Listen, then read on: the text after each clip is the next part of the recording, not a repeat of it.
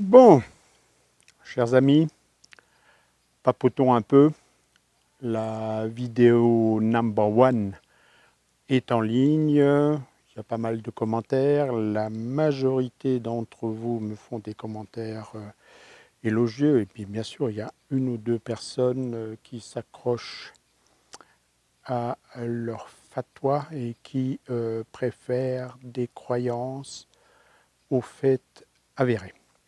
Donc, bien évidemment, un esprit libre comme le mien soutient Salman Rushdie et non pas un ayatollah qui édicte un arrêté de mort sur quelqu'un qui a une idée ou des opinions contraires à la sienne.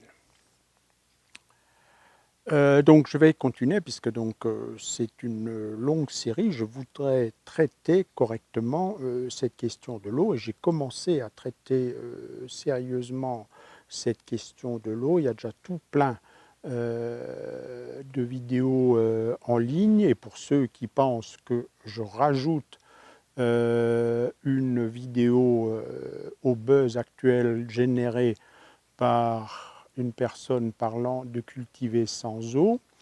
Pas du tout, hein. Ça fait 15 jours que, à différentes occasions, quand le temps le permet, c'est-à-dire quand il ne fait pas trop chaud, je tournais des bouts de vidéos qui sont dans des disques durs et donc vous verrez à certains moments, je donne les dates et vous verrez que c'est bien antérieur à la période actuelle avec son agitation.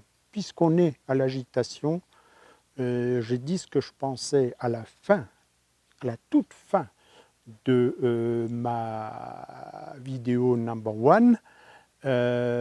Si vous n'avez pas été jusqu'au bout parce que c'était trop long, allez-y et vous saurez. J'ai oublié un point.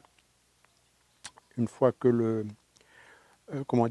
l'édition de la vidéo était lancée, je retombe en rangeant sur un des post-it que j'avais mis de côté. Je voulais juste rajouter quelque chose qui me paraît très très important.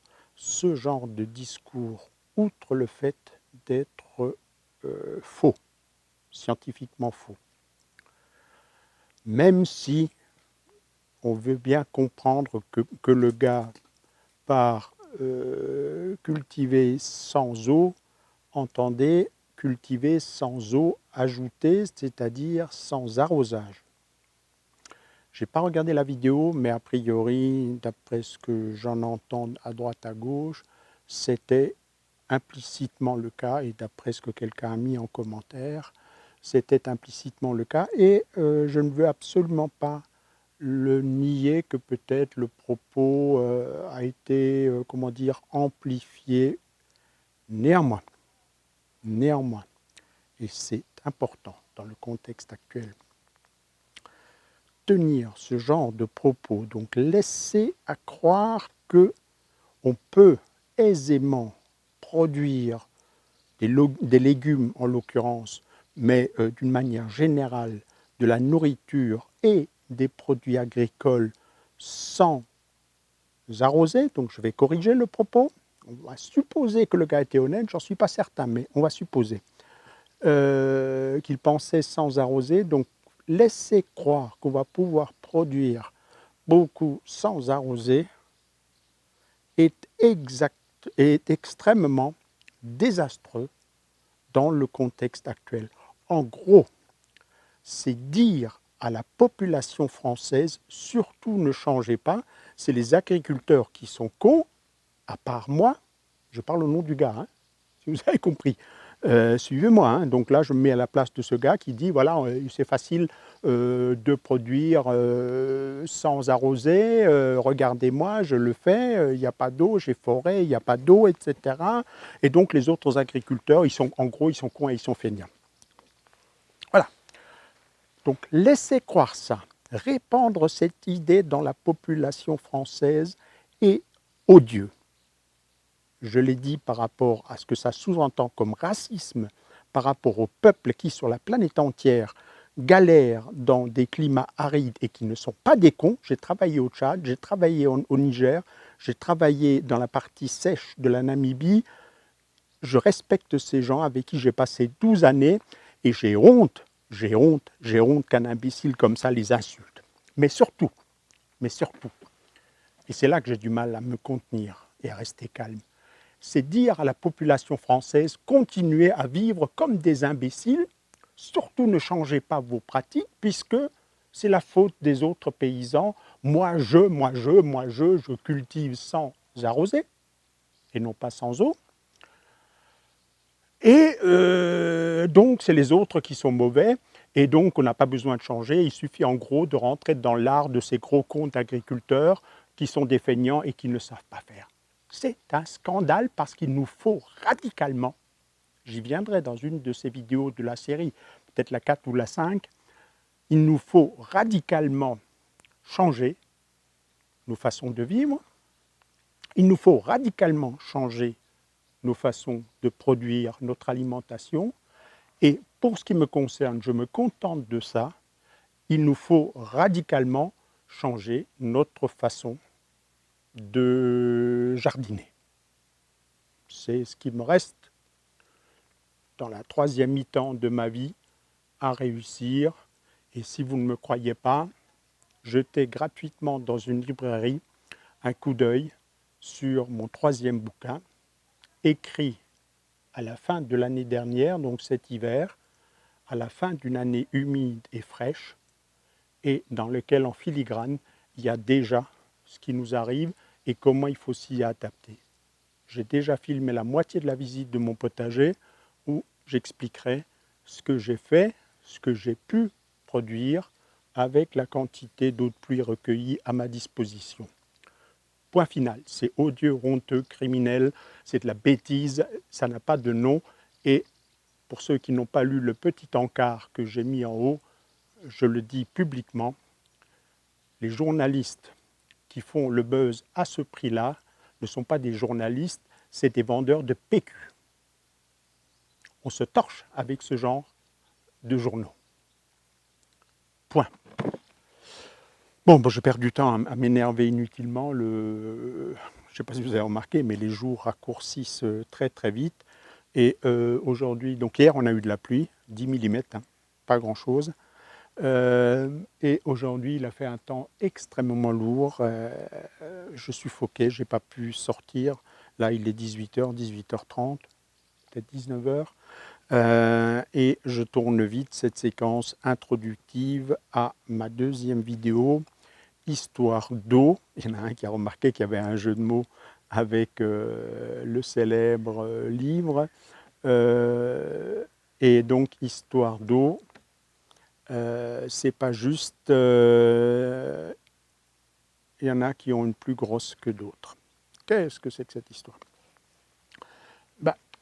Je ne fais pas de gros dessins pour vous expliquer que, en général, les plantes trouvent l'eau dont elles ont absolument besoin, je pense qu'à 99% vous êtes convaincus, dans le sol. Très exactement, c'est d'ailleurs un abus de langage, les plantes ne trouvent pas l'eau, les plantes trouvent une solution du sol, c'est-à-dire une eau polluée de différents minéraux, de différentes molécules, des nitrates, des phosphates, de la potasse, du magnésium, du calcium, du sélénium, etc. etc. Tout ça est dissous, plus ou moins dissous dans l'eau et est absorbé par le système racinaire qui se trouve dans le sol avec l'aide de quelque chose qu'il ne faut pas oublier, les mycorhizes dont bénéficient la plupart des plantes. Et donc, pas la peine que j'aille dans le potager pour vous expliquer que mes légumes, que cet érable sous lequel je me trouve, ce pommier, tout ce qui m'entoure, a des racines dans le sol et que, en général, les plantes trouvent l'eau dans le sol. Et c'est donc, après avoir répondu à la question « Est-ce que les plantes ont besoin d'eau ?» Oui, elles ont besoin d'eau et elles produisent d'autant plus qu'elles ont de l'eau à leur disposition. Où trouvent-elles cette eau? Eh bien, la réponse, elle est très simple, elle est même évidente. En général, dans le sol. Alors vous allez dire, ça fait 2 fois que tu dis en général, pourquoi toutes les plantes ne trouvent pas de l'eau dans le sol? Ben non. Alors évidemment, c'est des exceptions, mais vous savez que j'ai un penchant pour les plantes un peu spéciales, celles qui nous montrent, quand on ouvre les yeux sur autre chose que sur des écrans cathodiques ou des fils des connards, donc elles nous montrent, si on ouvre les yeux, quelle est la logique, quelle est, on pourrait dire, la loi du vivant. Alors toutes les plantes ne trouvent pas l'eau dans le sol. Il y a ici, là, un Tillandsia, j'en ai détaché un. Voilà une plante qui s'appelle fille de l'air et qui pousse comme ça, accrochée à des arbres, à des fils, etc. Il en existe de nombreuses espèces, plus ou moins chatoyantes, plus ou moins colorées. Et comme vous pouvez le constater, alors ça c'est un spécimen que j'ai depuis 2-3 ans, comme vous pouvez le constater, ça n'a pas de racines, ou des fois ça a des petites racines, mais qui sont juste des sussoirs pour se fixer à un support. En tout cas, le mien là n'a pas de racines, il est attaché avec un bout de fil de fer et il a passé l'été ici, bien entendu, sans être arrosé. Donc voilà son frère, il y en a un troisième là-bas, donc voilà. Tiens, des fois on les colle aussi, vous les trouverez chez des fleuristes, collés sur différents supports, des écorces, des jolies pierres, etc. Alors comment est-ce qu'elles font, ces plantes? Ben, elles trouvent l'eau dans l'air. Elles sont chatoyantes. Si on agrandit ça au microscope, on peut voir que ce sont des toutes petites écailles qui ont pour mission de déclencher la condensation de la vapeur d'eau qui devient des gouttelettes d'eau qui rentrent dans la feuille. Si vous voulez cultiver des Tillandsia, là, si j'avais voulu les booster, on les trempe dans des eaux non calcaires, des eaux de pluie. On les laisse 5 minutes, le temps que ça s'imprègne, et il y a quelques nouvelles feuilles qui se forment. Donc, les plantes ont d'autres mécanismes. Certaines, telles ce Jatropha, fonctionnent un peu différemment. Donc, elles trouvent bien l'eau dans le sol de ce pot, même s'il y a beaucoup, c'est une plante des milieux arides, et donc je la cultive quasiment dans des puzzolanes. Il y a surtout de la caillasse là-dedans. Mais les puzzolanes sont poreuses et retiennent de l'eau. Donc les racines vont, lorsqu'il pleut dans un milieu sahélien, par exemple au Niger, vont prendre de l'eau et vont remplir ce petit tonnelet. On retrouve ce que je vous avais dit à propos des cactus, sauf que là, la voie choisie par l'adaptation de cette plante est différente. J'aurais dû anticiper cette vidéo, je ne l'ai pas fait, mais cette plante a elle va donc, là, je vais la laisser à l'arrivée de l'automne se dessécher, c'est-à-dire je vais cesser de l'arroser, elle va perdre ses feuilles. Vous voyez déjà que certaines feuilles font la tronche. Et puis, les fleurs qui s'étaient formées, celle-là est quasiment finie. Ce tonnelet, cette tige, va totalement se dégarnir. La plante va passer l'hiver comme ça. Et au printemps, il va se passer une chose très très curieuse, c'est qu'avant même de faire des feuilles, ce Jatropha va faire une fleur. Et puis ensuite viennent les feuilles. Qu'est-ce que c'est que ce cirque? Eh bien, ce Jatropha, vivant dans une région aride, a trouvé comme solution non pas de faire comme les cactus, mais de stocker de l'eau. Quand l'humidité de l'air et la longueur des jours lui indiquent dans son milieu d'origine que la saison des pluies va arriver, il anticipe avec les réserves d'eau qu'il a, il va faire des graines qui tombent au sol. Il va ensuite, avec les réserves qu'il a, commencer à faire des petites feuilles. Et puis, quand il ne s'est pas planté, et ben patatras, les pluies arrivent et il va développer ses feuilles, faire de la photosynthèse, remplir ce tronc, hein, c'est ce qu'on appelle un codex, de sucre et d'eau. Et la graine qui est tombée au sol va germer très vite et faire un petit jatropha la même année. Alors que s'il attendait de faire des feuilles, puis de faire la photosynthèse, donc de fonctionner un peu comme je vous l'ai décrit pour une plante habituelle de chez nous, et s'il faisait ensuite sa fleur, et puis tout à la fin, avant de se dessécher sa graine, cette graine arriverait au sol alors que la saison de pluie est finie, et elle aurait de fortes chances de se faire manger par un rongeur ou quelque chose. Donc, voie tout à fait particulière qui montre que les plantes, des fois, stockent de l'eau au moment où il y en a pour ensuite restituer cette eau aux parties aériennes de cette plante. Cet aloe en piteux état, quasiment pas arrosé ou pas, ou je pense pas arrosé, hein, a des feuilles. Tout le monde connaît cette espèce de gel qu'il y a dans les feuilles d'aloe. C'est une autre façon, celle dite des plantes grasses, hein, ou succulentes, de stocker de l'eau. Donc cet aloe vera, vous pouvez le laisser 2-3 mois. Il va être un peu plus flagada et dès qu'il pleut, il va repartir. Maintenant, si vous allez à un endroit où on produit massivement des belles feuilles d'aloe, celles que vous trouvez dans certains magasins, donc c'est des feuilles charnues qui ont cette épaisseur-là. J'ai été à Lanzarote, où il y a des champs d'aloe et ils sont arrosés. Donc même l'aloe vera peut survivre avec l'eau qu'il stocke là-dedans et puis quand il pleut, pousser un tout petit peu, mais si on veut en obtenir des quantités appréciables, eh ben, c'est le goutte à goutte. Donc on revient à ce que j'ai dit dans la vidéo number 1. Donc voilà,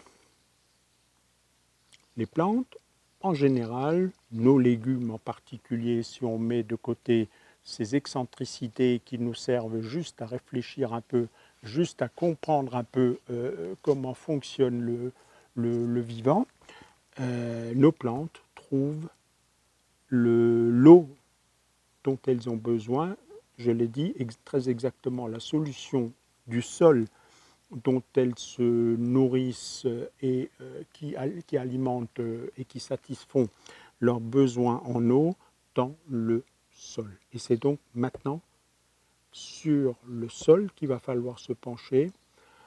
Alors je vais aller au plus vite. Je vais avancer dans cette vidéo. Je vais filmer ça dans mon bureau en mode tableau. Je vais vous faire des schémas.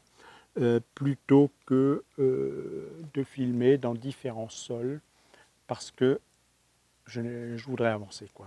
J'ai du boulot, beaucoup de boulot en retard et donc voilà, je le fais de la façon la plus simple mais je pense que le propos sera clair et c'est là qu'on va trouver qu'il y a une très grande injustice entre ceux qui ont une grosse et ceux qui ont une petite et bien entendu je ne vais pas parler de bits.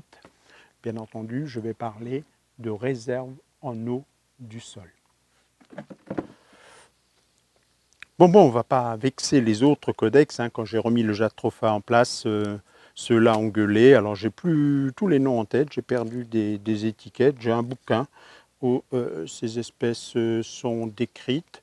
Mais voilà, je ne pourrais pas vous citer leurs noms. Mais voilà d'autres codex donc, qui fonctionnent tous selon ce principe, une tige renflée pour passer une longue période de sécheresse et à partir de là, démarrer la végétation avant, en général, l'arrivée de la saison des pluies. Allez, couchez les codex, on va les mettre au lit.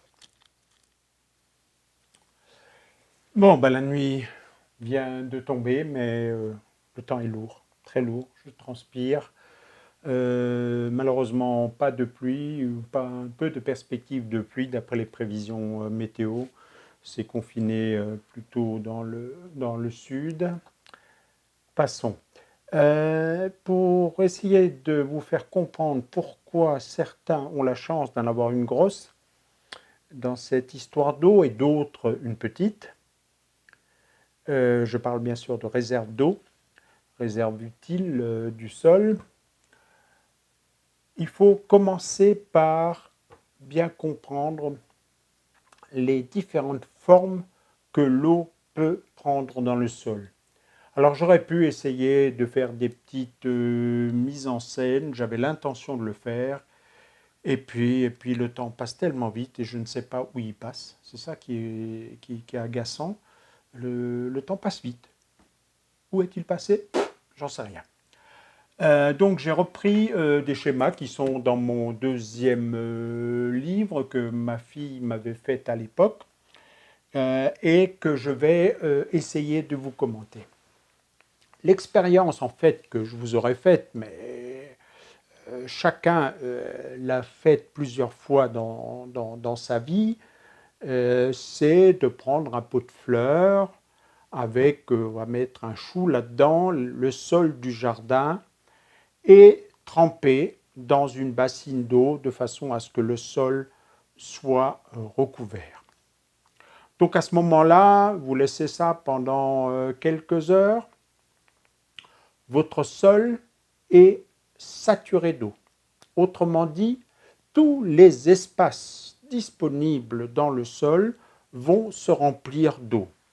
C'est aussi ce qui se passe dans un champ ou dans un potager quand il pleut de façon insistante, de façon répétée, genre une semaine de pluie en novembre, tous les jours il pleut. Et donc à la fin de cette pluie, l'eau stagne quasiment à la surface du sol.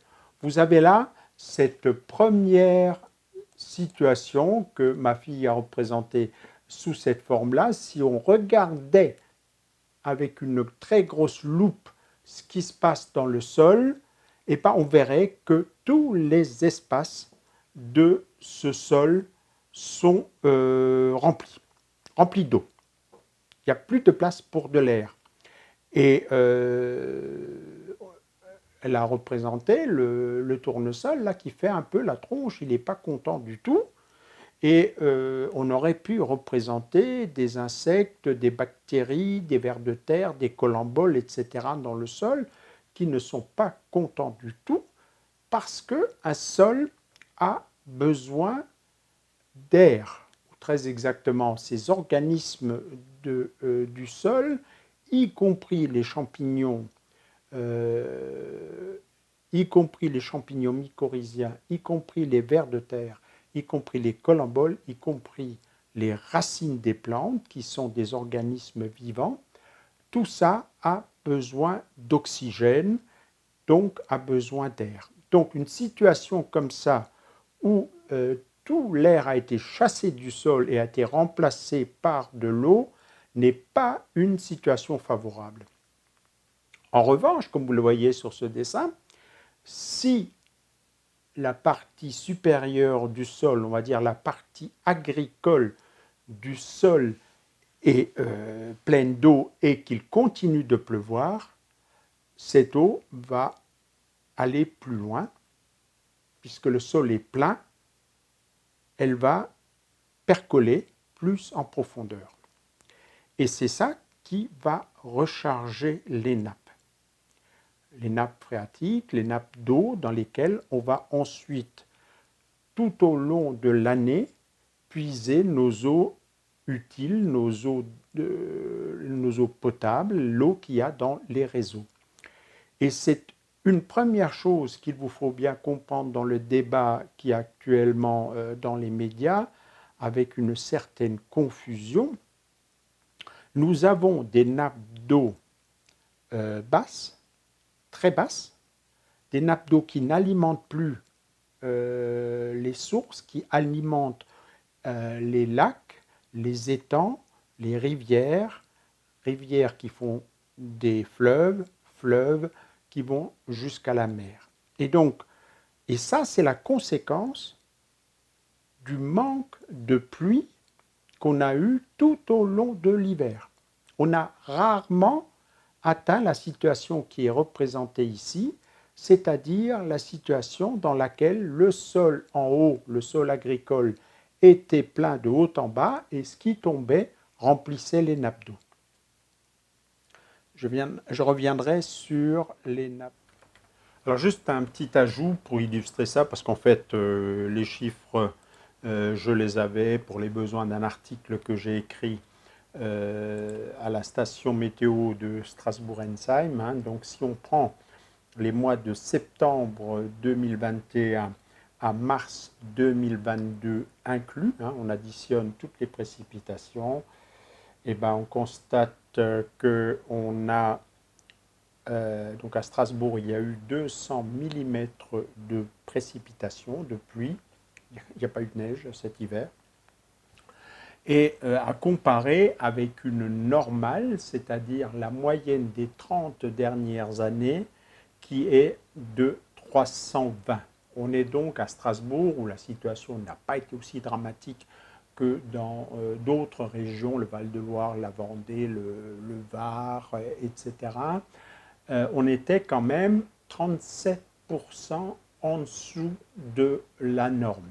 Et certains mois, c'était considérable. Hein. Septembre, il y a eu 70% de pluie en moins, mars, 60% en moins, donc des écarts à la norme, novembre, 53% en moins, considérables. Et c'est ce qui explique ce qui arrive maintenant, ce qui nous tombe dessus, c'est-à-dire un peu partout en France, des mesures pour réglementer l'utilisation d'une eau présente dans les nappes devenue rare. Je viens de dire qu'il est tombé 200 mm. On verra bien plus tard, vous allez comprendre, retenez en tout cas le chiffre, que c'est à peu près la réserve utile de mon sol. Ce qui veut dire deux choses. Ce qui veut dire d'une part que toute l'eau qui est tombée sur toute cette période, je répète, septembre à mars inclus, a été retenue dans la partie supérieure agricole de mon sol. Et donc, il n'y a pas d'eau qui a filtré vers les nappes. Et la deuxième chose qui découle de ce chiffre, c'est que, en gros, on peut considérer, parce qu'en avril ensuite, il a plu normalement, on va dire, on était dans la moyenne, voire très très légèrement au-dessus, je crois que c'est 110% de la moyenne. Donc en avril, la réserve en eau de mon sol était pleine. C'est très important pour ce qui va venir par la suite dans mon raisonnement par rapport à est-ce qu'il faut arroser ou pas.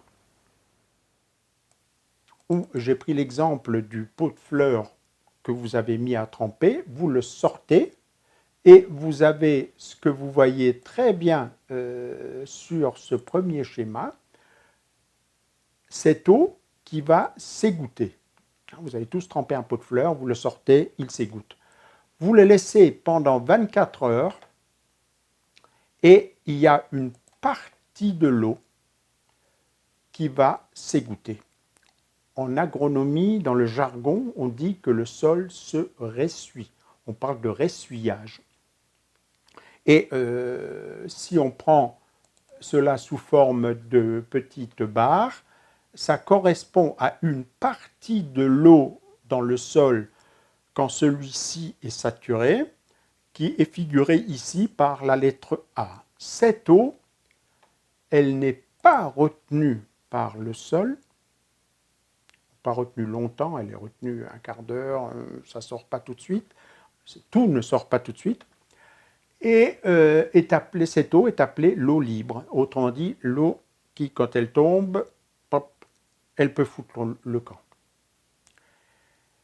Cette eau, avec le petit a, n'a donc aucune utilité agricole, puisqu'elle est extrêmement furtive. Elle a une très grande utilité pour remplir les nappes, puisque c'est celle-là qui s'échappe vers le bas sous l'action de la gravité, c'est pour ça que cette eau s'appelle aussi l'eau gravitaire, et va rejoindre en général les nappes. Donc très très importante pour les problématiques liées à l'eau, à nos eaux potables, industrielles, piscines, etc., jacuzzi et compagnie, mais absolument à négliger. Donc on ne la compte pas en agriculture, puisqu'on sait qu'au bout de 24 heures, elle n'est plus là. Qu'est-ce qui se passe au bout de 24 heures? Au bout de 24 heures, quand vous regardez, toujours avec votre loupe, vous regardez attentivement, vous agrandissez votre sol et vous voyez que les gros espaces dans votre sol, les grosses cavités, ce qu'on appelle la macroporosité, c'est vidé. Et il reste une certaine couche d'eau autour des particules et aux endroits où les particules se touchent. Il y a là comme un effet de loupe qui fait que l'eau est retenue. Cette eau est retenue par ce qu'on appelle la microporosité. Et c'est donc de l'eau qui circule dans les espaces très très fins du sol, ce qu'on appelle les capillaires, par un phénomène que vous connaissez bien. Vous trempez un morceau de sucre, donc là non plus je ne vais pas aller descendre, déplacer la caméra, vous faites ça chez vous, vous l'avez tous fait en étant gamin, en jouant avec un morceau de sucre que vous trempez dans le café monte dedans, avant bien sûr que le sucre ne s'effondre et fonde. Et il se passe donc exactement la même chose dans le sol. Cette eau-là, elle est retenue si fortement par la microporosité qu'elle reste dans le sol. Une fois que vous avez égoutté votre pot, vous pouvez le secouer, vous pouvez le mettre la tête à l'envers, faites tout ce que vous voulez, l'eau reste. Et c'est donc une partie de cette eau, et une partie seulement, qui aura une utilité agricole. Regardez le tournesol, il est très heureux. Il a de l'eau en abondance parce que cette eau qui est retenue par le sol n'est pas retenue suffisamment fortement pour que le tournesol n'arrive pas à l'extraire. Donc lui, avec ses racines, cette eau-là, il la chope très très facilement. Eau qui s'est chargée des minéraux et donc qui va lui apporter les éléments nutritifs dont il a besoin. Ça marche aussi, vous pouvez faire l'expérience dans votre cuisine avec une éponge. Vous trempez l'éponge dans votre bac de l'évier, vous la sortez et elle s'égoutte. Et puis ensuite, une fois qu'elle a fini de s'égoutter toute seule, donc ça c'est l'eau gravitaire qui est dans les grands trous.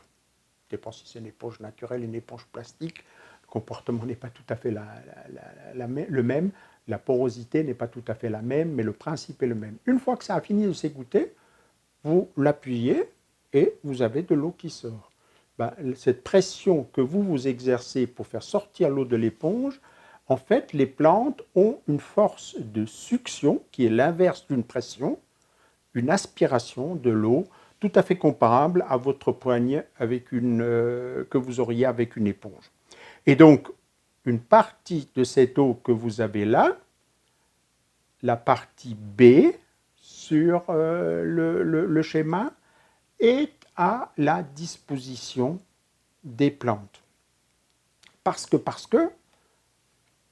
toute cette eau arrive le moment où cette eau est tellement rare dans le sol, tellement proche des particules du sol, qu'elle est trop fortement retenue, c'est des phénomènes physiques, de force d'absorption, de force de Van der Waals, etc. Donc il y a des phénomènes physiques qui expliquent très bien que quand la pellicule d'eau devient trop fine, à ce moment-là, les plantes n'ont plus la force nécessaire pour extraire cette eau. Elles flétrissent. C'est la photo que vous avez là, le tournesol, qui commence à faire la tronche parce qu'il a de plus en plus de mal à prendre de l'eau. Et là, donc, on est au stade où le flétrissement commence et il reste encore de l'eau dans le sol. Mais de l'eau sans utilité agricole pour vos plantes ou pour vos cultures. Mais si cette eau, vous la mettez dans un four, vous la pesez avant, vous la pesez... si c'est terre, vous la mettez dans un four, vous la pesez avant, vous la pesez après, vous verriez qu'il y a encore de l'eau qui est partie. Et il y a une troisième forme, mais on va les mettre les deux ensemble. Donc ça, c'était l'eau qu'on va appeler C. Et à la fin, il y a de l'eau qu'on appelle l'eau hygroscopique. La précédente, c'est l'eau pelliculaire, parce qu'elle forme une fine pellicule sur les particules du sol. Et à la fin, c'est carrément de l'eau hygroscopique. C'est cette eau dont je vous parlais à propos de la farine, des sucres, quand je disais, dans une farine, il y a 12-14% d'eau, dans du bois sec, parfaitement sec, il y a à peu près le même pourcentage d'eau tellement fortement retenu que nous, les hommes, on n'a même pas conscience qu'il y a de l'eau. Et bien évidemment, à ce stade-là, le tournesol, il est en train de crever parce que là, il ne peut plus rien en tirer. Donc on va mettre les deux formes d'eau, C et D, on va dire, dans le même panier, inaccessibles aux plantes. Les unes fortement retenues, les autres très très fortement retenues, dans tous les cas inaccessibles aux plantes.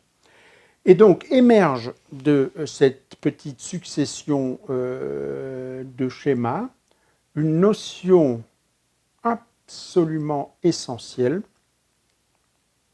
qui fera que les uns auront une grosse et les autres une petite, de réserve utile du sol. Et considérée comme réserve utile RU du sol, la quantité d'eau figurée ici par la lettre B, c'est-à-dire celle qui est retenue juste après le ressuyage et qui n'est pas trop fortement retenue, c'est-à-dire celle que les plantes peuvent absorber avant de flétrir. Et la quantité d'eau, donc B ici, c'est celle qui intéresse l'agriculture et c'est celle qui est gratuitement à la disposition des plantes quand on commence une saison de culture. Nous avons tous une RU plus ou moins pleine à la sortie de l'hiver, début du printemps, en fonction des pluies qu'il y a eu. On connaîtra de plus en plus souvent des situations où la RU n'est pas pleine quand on démarre la saison. Autrement dit, c'est comme si on partait en vacances, mais on n'a pas fait le plein du réservoir, tout simplement parce que l'hiver, il n'a pas assez plu.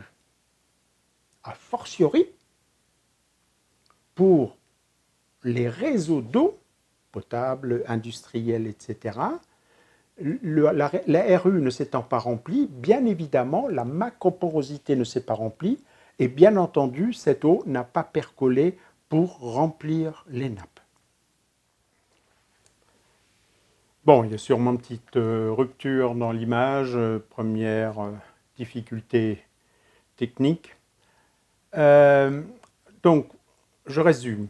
Eau gravitaire, pas retenue, fiche le camp dans le sol, remplit les nappes. Donc, inutile pour l'agriculture, parfois nuisible, j'ai oublié de le dire, parce que c'est ce flux d'eau qui peut entraîner un certain nombre d'éléments minéraux qui seraient utiles, tout particulièrement les nitrates donc qui utiles au potager mais qui foutent le camp, qu'on retrouve dans les nappes où ils ne sont pas souhaités lorsqu'on les retrouve dans l'eau du robinet, eau gravitaire, eau capillaire, celle qui est capable, donc qui est suffisamment fortement retenue dans le sol pour que la gravité n'arrive pas à l'entraîner. Et là aussi, petite précision, celle qui peut, dans un sol, aller de l'endroit le plus humide vers l'endroit le plus sec.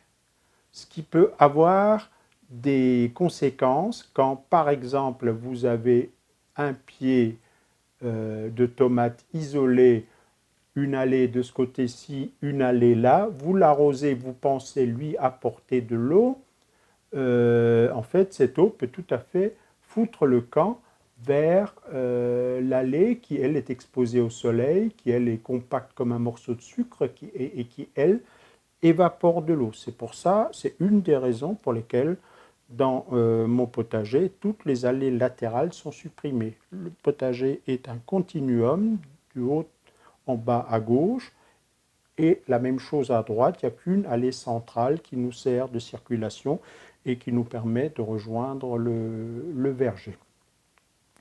Et donc, eau trop fortement retenue, qui n'est pas utile pour les plantes.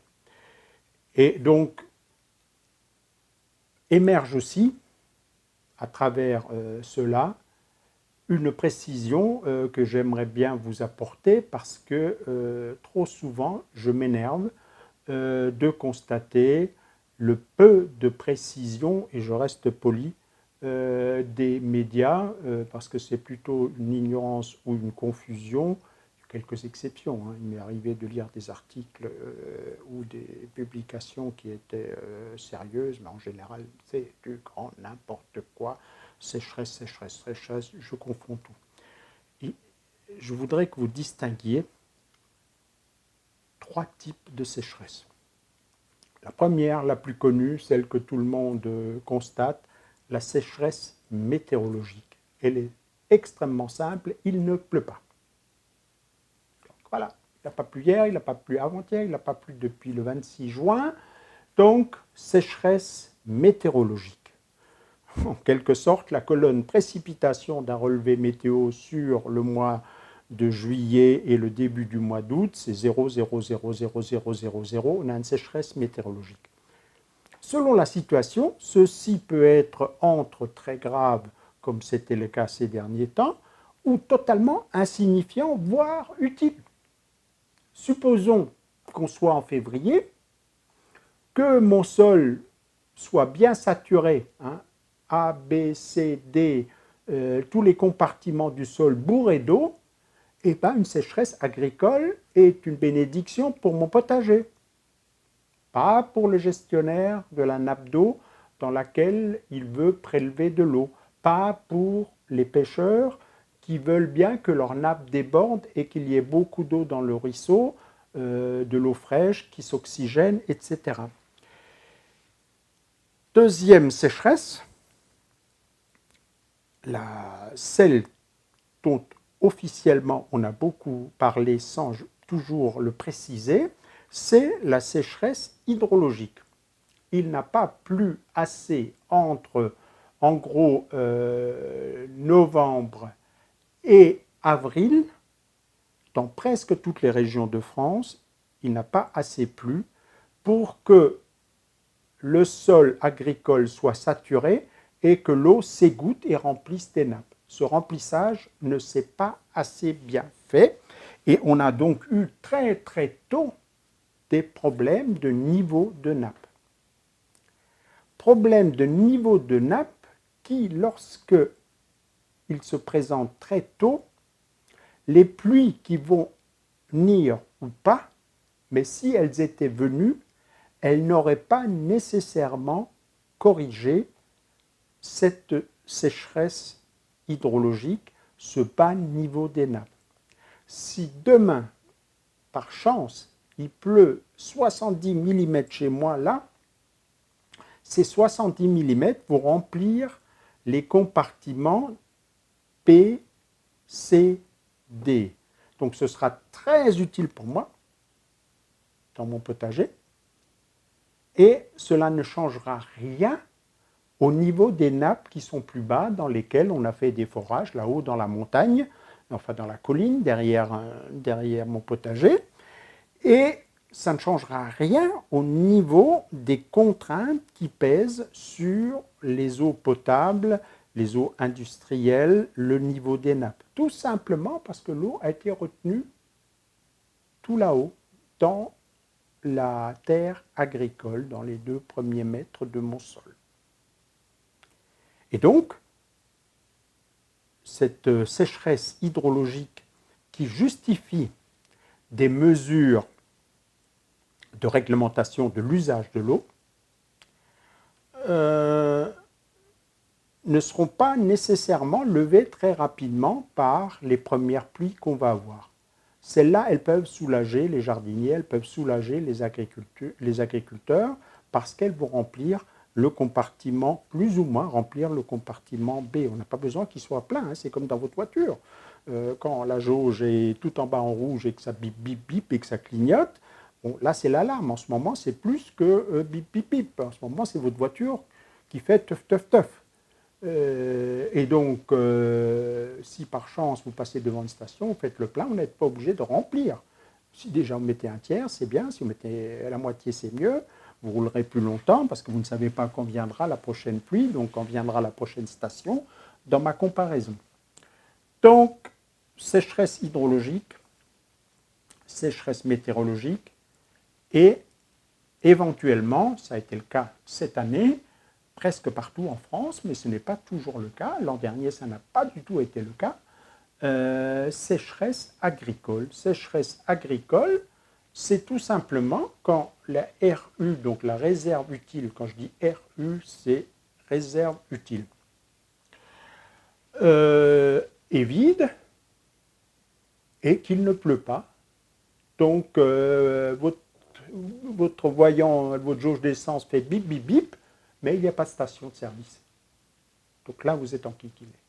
Et donc ça, c'est les sécheresses agricoles, et c'est ce qu'on a vécu d'une façon très, très généralisée un peu partout en France. Et donc, cette année, on a la totale. Sécheresse météorologique, en hiver, printemps, début de l'été, entraînant une sécheresse hydrologique, entraînant des mesures réglementaires d'usage de l'eau, pouvant aller dans les situations extrêmes, il y a des villages qui n'ont plus d'eau. Donc pouvant aller jusqu'à l'interdiction d'arrosage. Donc ça, c'est quelque chose qu'il va falloir intégrer dans nos façons de jardiner. Et donc sécheresse agricole généralisée. Si jusqu'en mi-mai, chez moi en Alsace, la situation était tout à fait acceptable, l'absence des pluies ensuite, donc sécheresse météorologique, a progressivement entraîné une sécheresse agricole de plus en plus carabinée. Et donc, c'est cette notion de RU, de réserve utile, qui explique des grandes différences et qui explique que je me sois énervé contre une personne qui dit qu'elle cultive sans eau. Non, elle cultive avec sa réserve utile que lui a laissé la nature, le sol, la pluie, etc. C'est une ingratitude totale que de ne pas évoquer ça. C'est un mensonge. Donc cette personne a la chance, j'y viendrai tout à l'heure, d'avoir une RU, elle en a une grosse, et pas seulement la connerie, et par conséquent, elle a pu rouler longtemps sans problème. Et là, comme il vient de pleuvoir de façon considérable sur Paris, ça y est, sa réserve s'est re-remplie. Demain, il peut sortir une vidéo que c'est le champion de la culture sans eau, bien sûr. Bon, j'espère donc que cette notion de RU est à peu près en place. On va compliquer un peu plus les choses parce que malheureusement, le vivant est compliqué. Il n'y a pas que les hommes qui soient compliqués. Donc, vous avez compris que quand la RU est vide, la plante est flétrie, elle est en grande souffrance. Elle est, on va dire, à deux doigts de mourir, puisqu'ensuite, s'il n'y a pas de remédiation, si elle ne trouve plus d'eau et si on n'apporte pas d'eau, à ce moment-là, elle va se dessécher et en dessous d'une certaine teneur en eau dans ses cellules, les mécanismes s'arrêtent irréversiblement.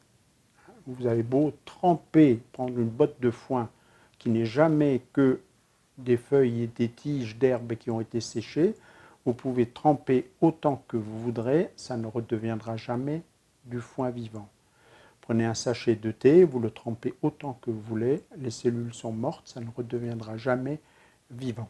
Donc, quand on franchit la barre de la RU vide, c'est la mort de la plante. Ou la mort de la partie végétative de la plante. Vous avez remarqué qu'il y a des prairies actuellement qui sont comme des paillassons mortes. C'est la partie aérienne de l'herbe qui est morte. Dès qu'il va pleuvoir, ça va très vite verdir parce qu'il restait comment dire, les racines et une partie de tige qui maintient quelques cellules en vie. Mais en tout cas, question production, c'est mort.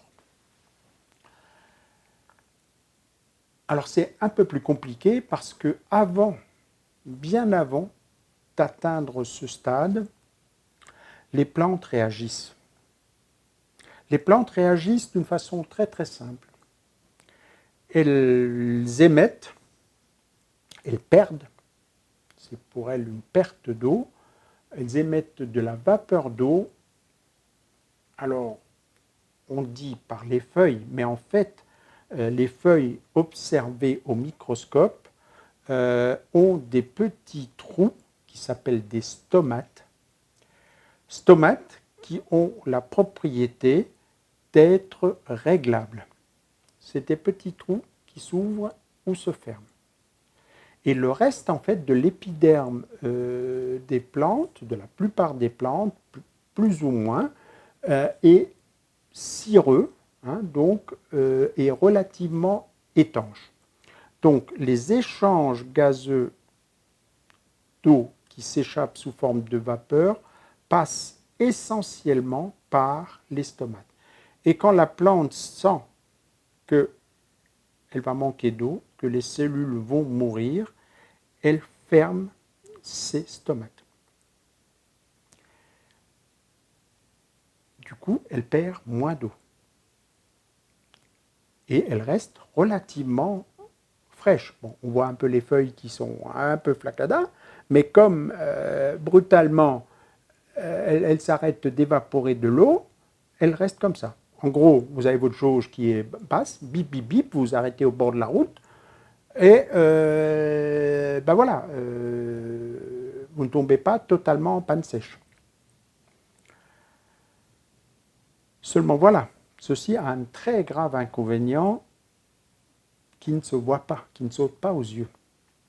C'est que par ces stomates passent également les échanges gazeux liés à la photosynthèse, et en particulier donc le gaz carbonique, le CO2 qui rentre pour arriver dans les cellules et pour être transformé en sucre avec l'eau, et sort l'oxygène, qui est donc le déchet de la photosynthèse, comme expliqué dans la vidéo précédente. Et donc en fermant ce passage, la plante coupe l'approvisionnement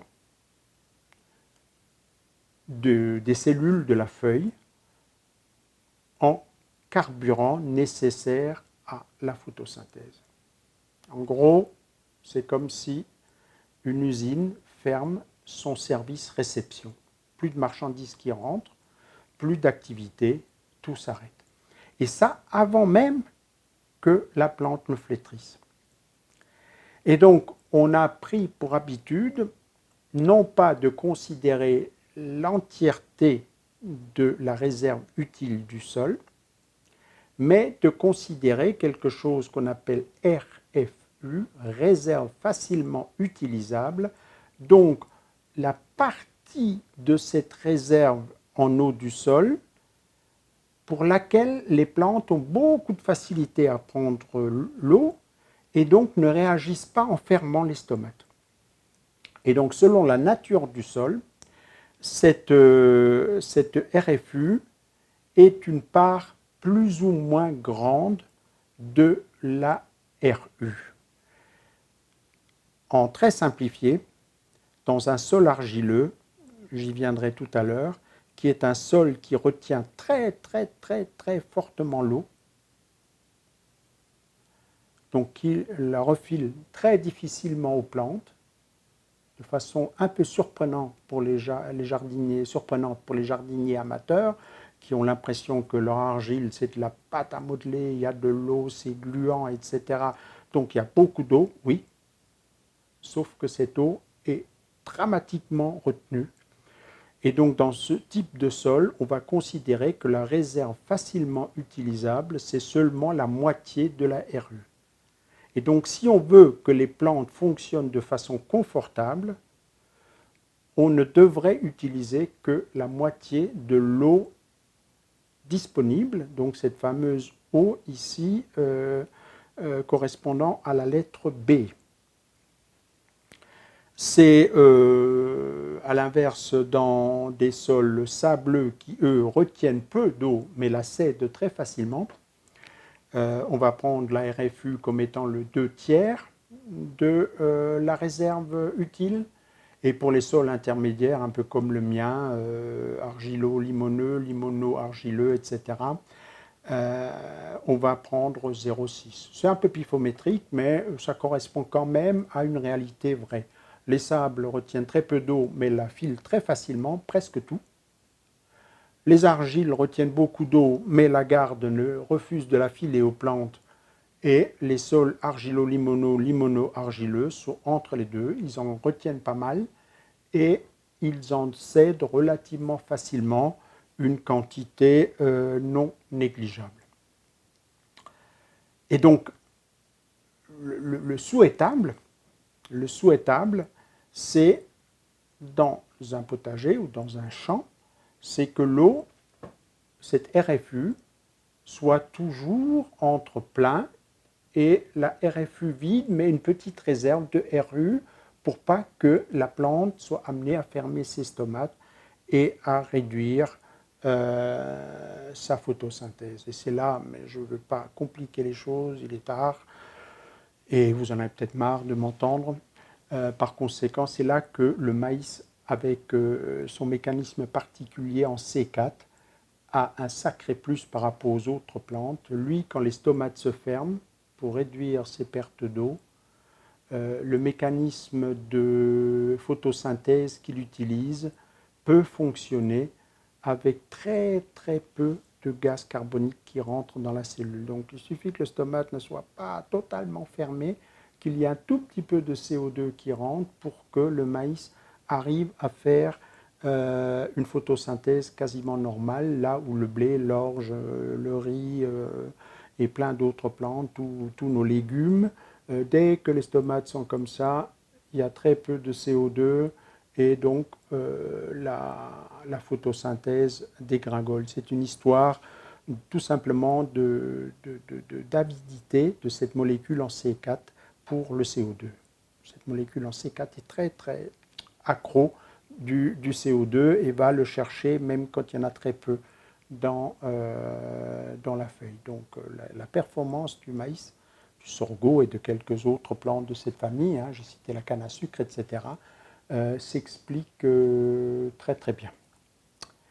Voilà, RU, RFU, idéalement, on maintient l'eau du sol entre la RFU pleine Et la RFU vide, on n'attaque pas trop ce qui reste de la RU parce que c'est déjà le début des souffrances. Je vous le dis tout de suite, je suis tout le temps, en ce moment, sauf 2021, mais 2019, 2020 et 2022, je suis dans cette zone de la RU à l'approche du point de flétrissement. Quelquefois, j'atteins le point de flétrissement. Certains soirs, des cucurbitacées, même des pieds de tomates, des choux, des côtes de bête font la gueule.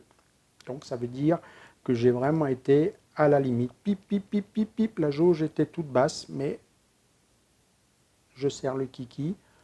Je regarde le lendemain matin si ça a récupéré. Si ça a récupéré, c'est qu'on n'est pas encore arrivé à l'article de la mort, donc pas encore d'extrême onction pour mes légumes. Alors, pour arriver petit à petit vers quelque chose de concret et d'opérationnel, il faut rajouter le fait que cette RU et sa fraction facilement utilisable par les plantes qu'on appelle donc RFU dépend de ce qu'on appelle la texture d'un sol, en l'occurrence le pourcentage de sable, limon, argile. Pour très simplifier, les sables c'est des gros morceaux. Si je prends un microscope, c'est des gros morceaux qui se touchent à peine. Et donc, l'essentiel de l'eau, c'est de la macroporosité. Ça, vous en êtes rendu compte. Vous versez de l'eau sur le sable d'une plage et immédiatement, ça fout le camp. Et donc, les sables ont une RFU très faible, tout simplement parce qu'ils retiennent très peu, il n'y a pas peu de microporosité, et donc la fraction que j'ai caractérisée par la lettre B dans les schémas qu'on vient de voir est dans le cas d'un sable très petite. L'essentiel de l'eau, c'est de l'eau gravitaire qui fout le camp. C'est pour ça qu'on utilise les sables pour faire des filtres. À l'autre extrême, les argiles. Les argiles, c'est, je le rappelle, microscopique. C'est moins de 2 microns, c'est-à-dire moins de 2 millièmes de millimètre. Et donc, c'est un peu des petits feuillets. Donc, vous imaginez que ça fait 2 millièmes de millimètre. Des feuillets comme ça, les uns sur les autres. Et l'essentiel de l'eau retenue par les argiles est plus ou moins coincé, retenu sur les surfaces de ces feuillets d'argile. Et donc, les argiles, bien que retenant beaucoup d'eau, gardent la quasi-totalité, pas la quasi-totalité, mais beaucoup de cette eau pour eux. Et quand ils sont apparemment secs, actuellement vous avez des argiles fissurées, vous avez des fissures dans le sol, vous prenez une de ces mottes, et ben elle renferme quand même si vous ne la voyez pas, énormément d'eau, de même qu'il y a, je le répète, 12-14% de l'eau dans votre farine que vous ne voyez pas, qui est aussi quelque chose de très microscopique. Et entre les deux, il y a un type de sol qui est béni, ce sont les limons, et ils n'ont aucun des inconvénients des deux autres extrémistes, et un peu les qualités des deux extrémistes. Donc les limons retiennent beaucoup d'eau et en plus sont relativement sympas, en cèdent pas mal aux plantes. Et donc, en fonction de ce type de sol, les uns ont une grosse et les autres une petite. Et il n'y a pas plus injuste. Il n'y a pas plus injuste que les sols avec lesquels doivent se démerder les jardiniers. C'est pire que le CAC 40. Je vais vous donner les chiffres. Tout d'abord, donc, RFU. Alors, pour bien comprendre, une unité qu'on utilise tout le temps en météo, mais qui n'est pas toujours très bien cernée par tout le monde, c'est le millimètre. On parle de 50 millimètres de pluie. Alors, qu'est-ce que c'est? C'est la hauteur de la lame d'eau qui serait tombée partout, partout, partout. Donc, s'il pleut cette nuit chez moi 50 millimètres, donc 5 cm, ça veut dire que partout, partout, partout, en haut, en bas, partout, il y a 5 millimètres d'eau. La conversion en litres, parce qu'on a plus en tant que jardinier l'habitude d'avoir des arrosoirs, 10 litres, ça on sait très bien ce que c'est. Donc la conversion en litres est très simple. Quand il tombe 1 millimètre d'eau, si je prends 1 mètre carré, donc une surface de 1 mètre fois 1 mètre carré, 1 millimètre égale 1 litre d'eau. Ou autrement dit, vous prenez 1 mètre carré sur votre sol, vous versez une bouteille de 1 litre et ça fera une lame d'eau, si vous avez mis un joint sur les bords, de 1 millimètre. Donc, quand on dit tant et tant de millimètres, ça veut dire tant et tant de litres par mètre carré. Alors, j'ai évoqué là 2-3 types de sols typiques. Sable, donc un sol nettement sableux, aura une RFU, donc réserve facilement utilisable, de 0,45 litres, donc en gros, on va arrondir un demi-litre par mètre carré pour chaque centimètre de sol. Donc, dans un sol sableux qui ferait 2 mètres d'épaisseur, on a à peu près 90 litres d'eau sous chaque mètre carré, sous réserve qu'il ait assez plu et que la RFU et la RU soient totalement pleines. Donc, l'eau en excès, celle qui saturait, s'est écoulée, il reste 90 litres d'eau. Dans un sol argilo-limoneux, c'est 1,3 litres par centimètre d'épaisseur de sol et ça fait à peu près 260 litres sous un mètre carré de sol de 2 mètres d'épaisseur.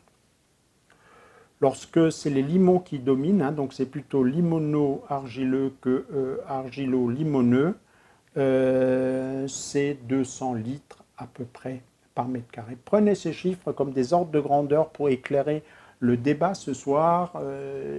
Il y a dans mon livre quelque part une formule qui, quand on a les pourcentages précis de sable, limon, argile, permettent de calculer cette réserve utile de son sol.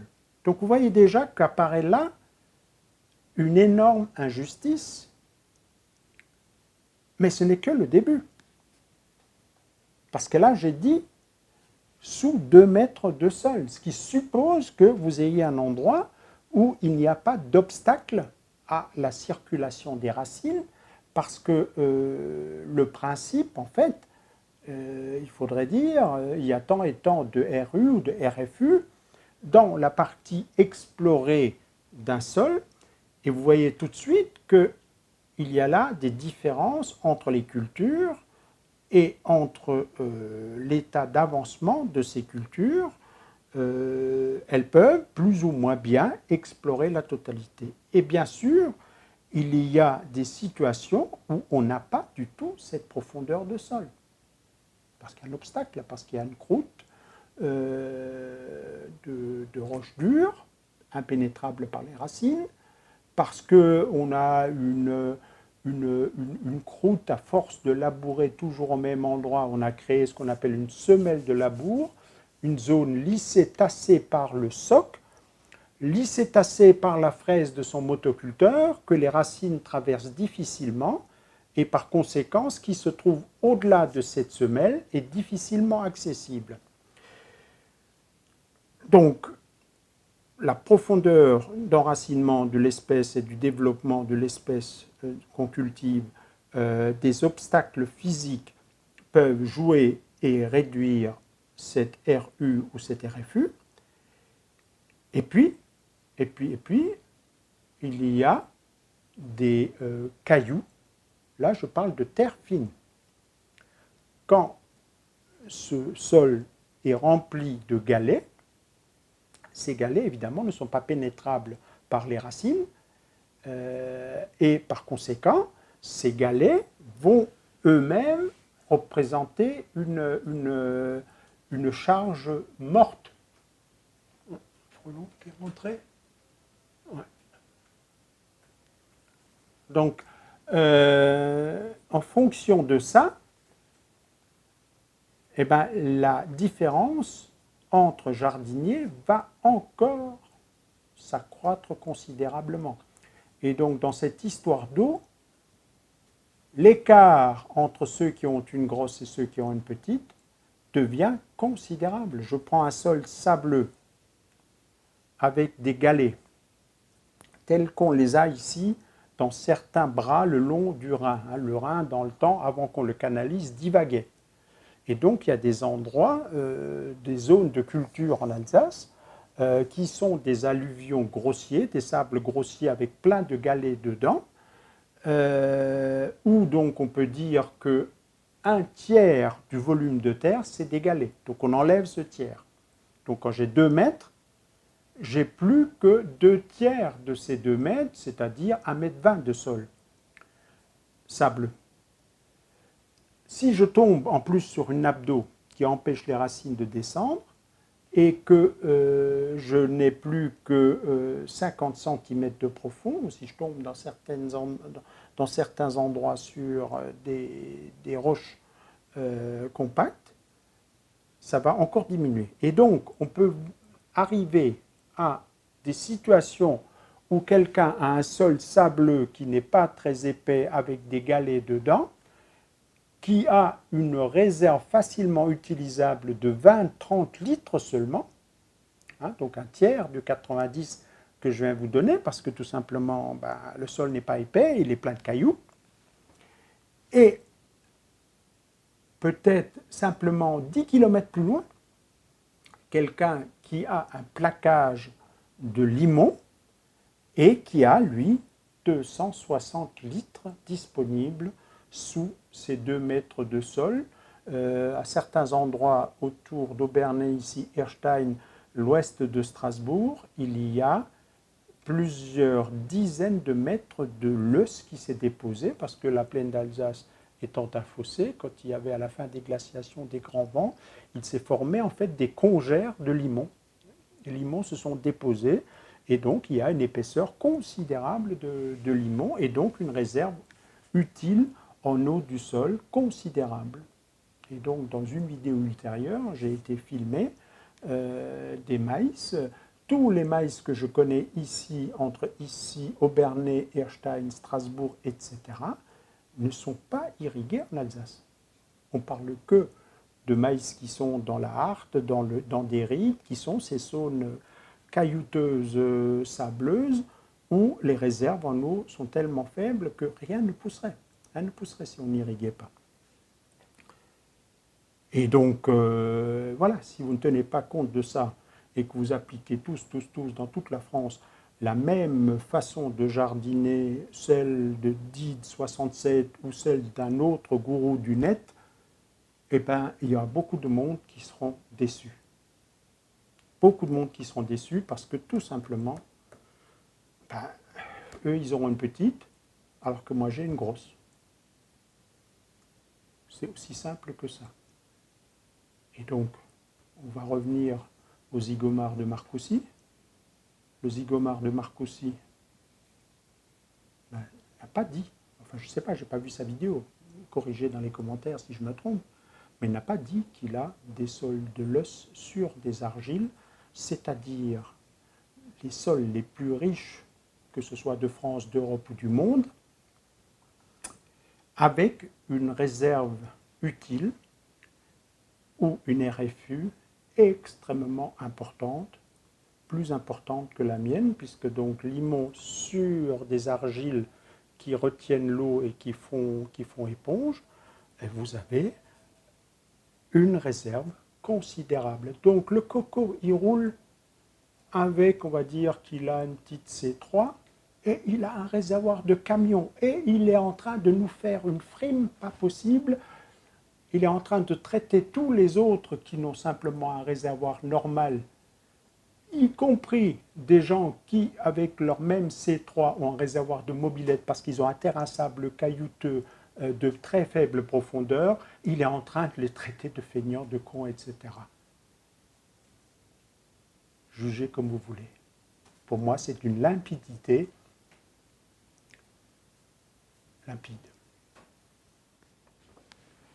Bon, on approche de la fin, mais les choses étant compliquées, on ne peut zapper un paramètre supplémentaire parce qu'il est extrêmement important et qui est le fait que la teneur en matière organique d'un sol va directement influencer la réserve utile ou la réserve facilement utilisable. Les matières organiques du sol jouent un peu un rôle d'éponge et retiennent beaucoup d'eau.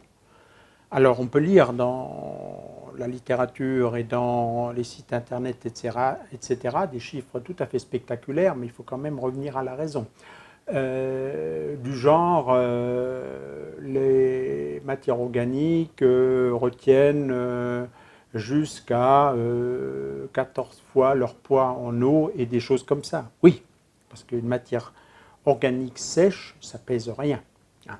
Et donc, quand elle se gonfle d'eau, un peu comme une éponge sèche est extrêmement légère, et puis quand vous la trempez, elle devient tout à coup très, très lourde. Mais pour revenir à la réalité, il faut savoir que les teneurs en matière organique de nos sols sont généralement très faibles. Les sols agricoles, c'est de l'ordre de 1,5 à 2%. Les sols de prairie, ça peut être 4% ou quelque chose comme ça, 3,5%, prairie naturelle. Et les sols de potager, en fonction des apports de différentes matières organiques, compost, paille, bois, sciure, foin, broyat en grande quantité, peuvent évidemment voir leur teneur en matière organique monter. On peut trouver des sols à 6, 8%, etc. Au bout d'un certain temps, néanmoins, ça va se stabiliser parce qu'en même temps, ces matières organiques sont détruites, sont minéralisées. Donc, si on apporte beaucoup, le stock augmente, mais la part de ce stock qui diminue, et donc à un moment donné, ça s'équilibre. Très simple, c'est comme si vous avez des gros revenus, vous avez tendance à dépenser beaucoup, et à un moment donné, ça finit par s'équilibrer. Vous avez beau gagner 3 000 euros par mois, vous démerdez toujours pour avoir des besoins, des voyages ci, des ordinateurs comme ça, des montres Rolex, etc. Vous vous démerdez pour dépenser 3 000 euros par mois et donc à un moment donné, le stock n'augmente plus. Votre livret d'épargne n'augmente plus. Et donc, il faut garder raison. En gros, 1% de matière organique dans un sol va augmenter la réserve utile, donc RU, d'environ une quinzaine de litres. Donc si vous avez le pourcentage de matière organique dans votre sol, vous voyez, si vous avez un sol qui a 5%, c'est pas négligeable. On est là dans des 75 litres. Dans un sol, s'il est sableux, qui a une RU de 90 litres, vous la doublez presque. Voilà, donc c'est l'ultime élément qui va créer des différences au niveau des RU et qui va déterminer si notre grosse est vraiment très grosse ou si la petite est petite.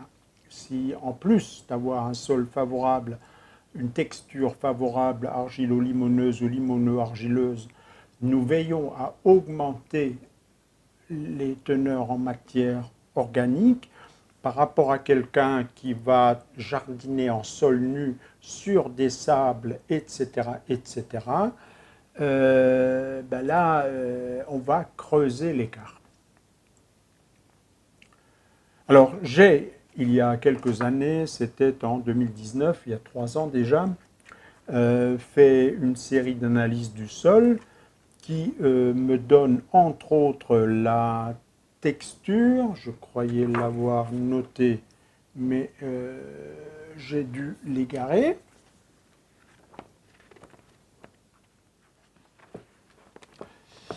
Elle est dans mon livre, hein, donc voilà, hein, j'ai très précisément 27,7% d'argile, 43,1% de limon et 29,2% de sable, selon le laboratoire qui a fait donc cette granulométrie.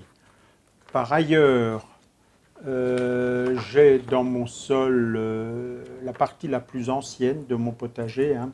Donc en général, ce que je vous montre en début de vidéo, quand je fais une visite à gauche.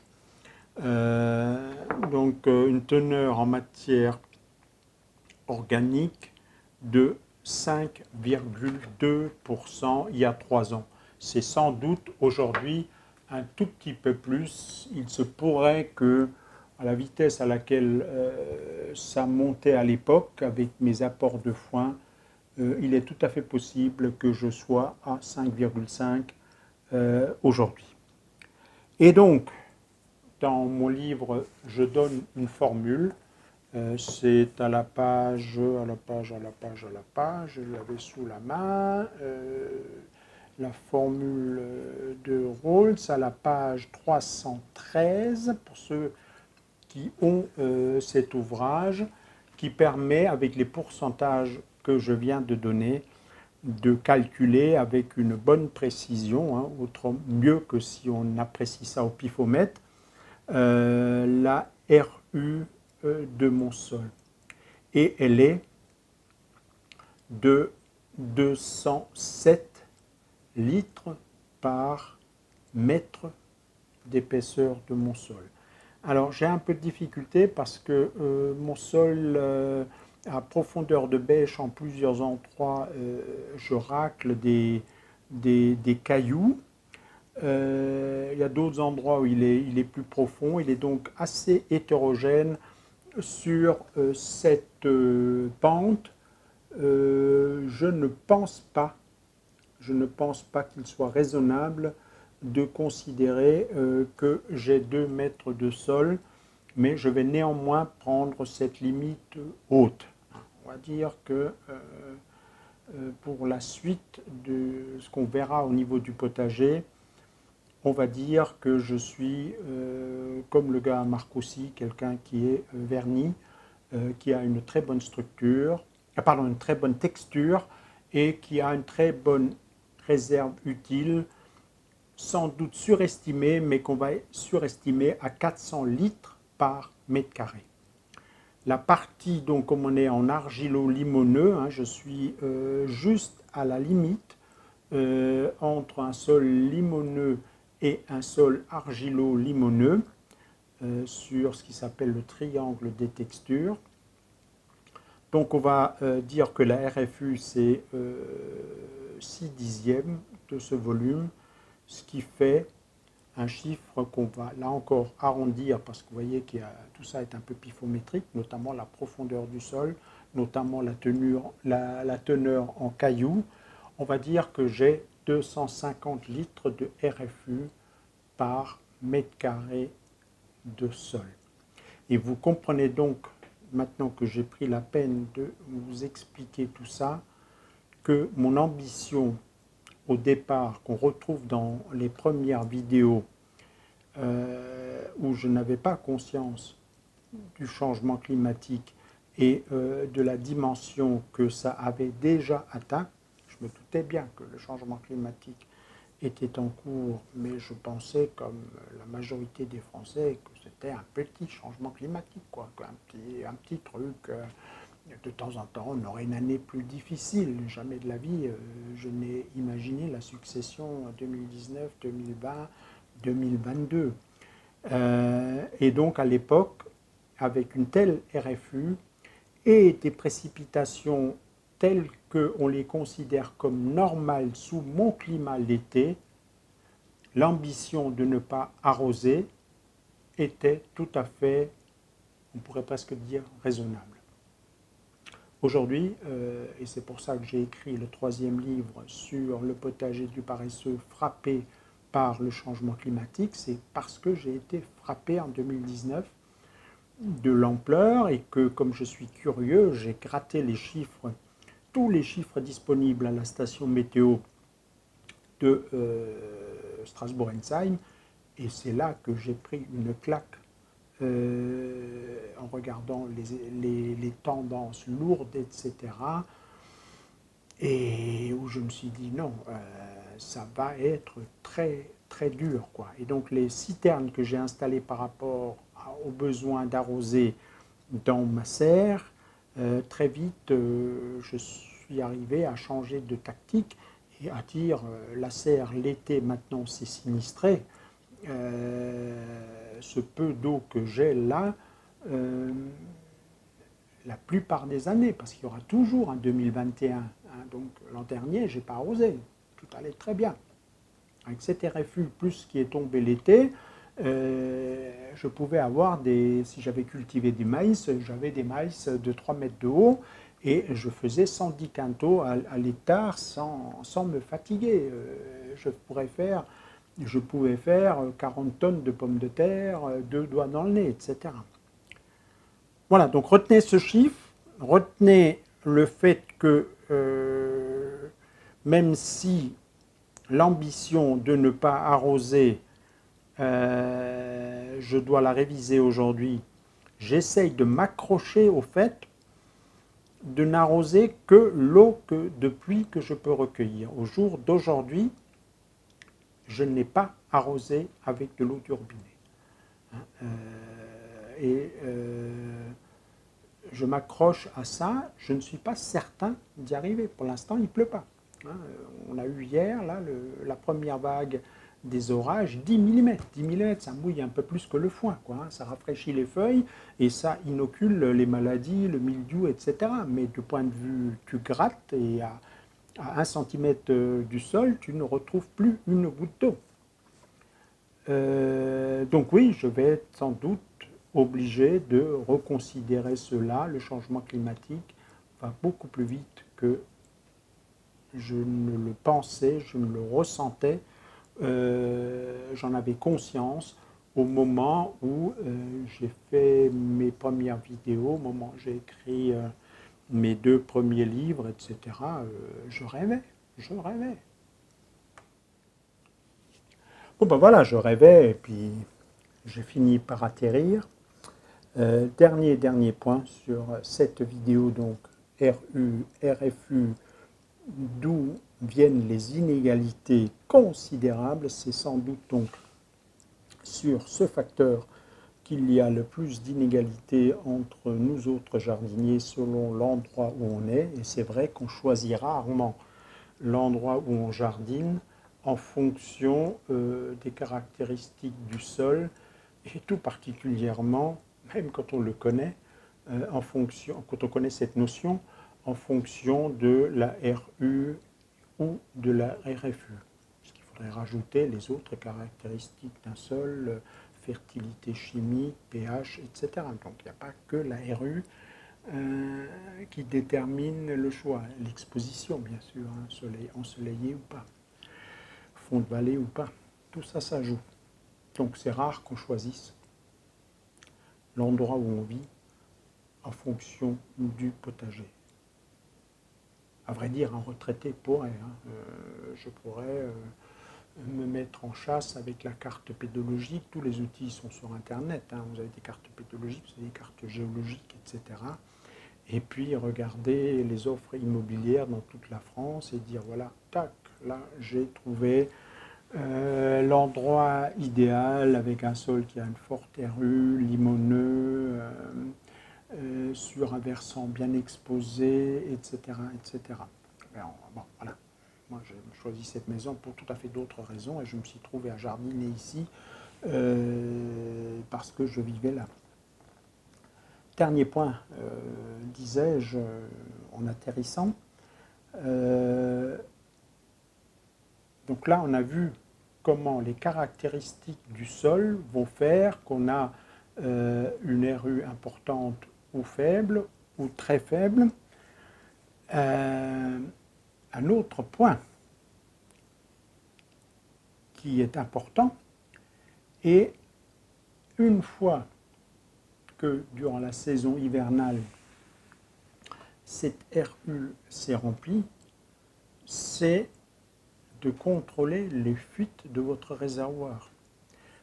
Si dans votre bagnole, les fuites, ça se passe vers le bas, dans votre potager, les fuites d'eau de votre RU se font vers le haut si vous ne couvrez pas le sol.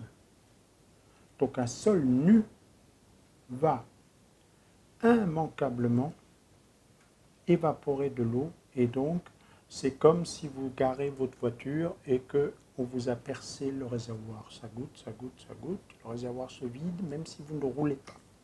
De la même façon, la réserve utile d'un sol se vide même si vous ne cultivez pas, si vous ne prenez pas soin de bloquer cette évaporation. Et là, la méthode la plus simple et à peu près connue de tous, c'est la couverture épaisse du sol pour éviter l'action du vent, pour éviter l'action du soleil qui réchauffe le sol, et plus c'est chaud et plus ça évapore, pour éviter les remontées par capillarité. Un sol qui est sec en surface, quand on ne réfléchit pas au mécanisme que j'ai un tout petit peu esquissé seulement, celui de la capillarité, donc du fait que l'eau va d'un endroit humide vers un endroit sec, donc le sol est en général plus humide en profondeur, le vent dessèche votre sol nu en surface, vous avez l'impression que maintenant il est sec et qu'il ne se passe rien, il ne change pas d'aspect, il est clair et sec, mais en fait, tout le temps, il y a de l'eau qui remonte, comme le café qui remonte dans votre sucre, sauf que votre sol ne fond pas, et en surface, il y a de l'eau qui s'évapore, qui s'évapore, qui s'évapore, vous ne voyez pas de différence. Et c'est donc ce phénomène-là que vous pouvez réduire considérablement, voire carrément pratiquement annuler. Et donc dans une des vidéos qui sera tournée dans le potager où je vous montre l'état de mon sol, l'état de mes légumes, il y a 2 jours, juste avant l'arrivée de cette vague orageuse, je vous montrerai un endroit où mes pommes de terre ont été bouffées par les limaces, donc où il n'y a pas de végétation, il n'y a pas de légumes actuellement, en attente que je plante les légumes d'automne, et où il y a 3 jours, sans avoir jamais arrosé, en surface, on retrouvait un sol humide, sous cette épaisseur de foin. Donc oui, non seulement nous sommes inégaux de par la nature, non seulement nous sommes inégaux de par le hasard de la météo qui fait que chez les uns il pleut, chez les autres il ne pleut pas, mais nous sommes inégaux, nous créons parfois, certains créent parfois leur propre malheur en maintenant leur sol nu, en ne le couvrant pas d'une couche épaisse, ou en le couvrant, on le verra aussi dans mon potager, par une couche moins épaisse de matériaux plus grossiers de type BRF, qui, chez moi, est très clairement beaucoup moins performant pour maintenir l'humidité dans le sol. Et c'est là-dessus qu'on va s'arrêter, à chacun maintenant d'apprécier sa situation, sa marge de manœuvre, et en fonction de ça, il est évident pour moi qu'il y a des situations où l'ambition que moi j'ai, c'est du suicide. Si vous êtes sur des sols sableux, dans telle situation caillouteux, si vous cultivez là-bas à quoi, même pas 100 km dans la région de la Harte, près du Rhin, sans arroser, vous l'oubliez. Vous l'oubliez parce que vous allez vous cogner la tête contre un mur et vous allez avoir mal. Ce n'est pas le mur qui aura mal. Vous aurez des RFU de 20-30 litres par mètre carré avec les températures et l'évapotranspiration. Ce sera le sujet de la vidéo suivante. Je vais vous parler de où va l'eau et de combien d'eau les légumes ont besoin. Avec les évapotranspirations que vous allez avoir, vous voulez rouler avec un poids lourd et vous avez un réservoir de mobilette. Vous savez très bien que vous n'avez même pas mis le moteur en route, que déjà vous allez caler. Et ce ne sont pas les gourous du net, et ce n'est pas DID 67, etc., qui lui fait, dans ses circonstances à lui, qu'il a analysé avec ses analyses de sol, etc., il a développé une stratégie qui, déjà, je l'ai concédé à l'instant avec honnêteté, est en échec. Les années comme celle-ci, elle n'est pas en échec. J'ai des légumes, mais c'est pas top. Ah, c'est pas top, on le verra. Certains légumes sont très bien, d'autres sont en attente, d'autres sont catastrophiques. Il y a un peu de tout. Et, mais il y a des situations donc où tout simplement vous oubliez ça, et si vous renoncez à irriguer, à arroser, vous n'aurez rien en général. Alors vous pouvez choisir de n'avoir des légumes que des années de plus en plus rares, les 2021, les 2016. 2016 était une année humide, 2021 était une année humide.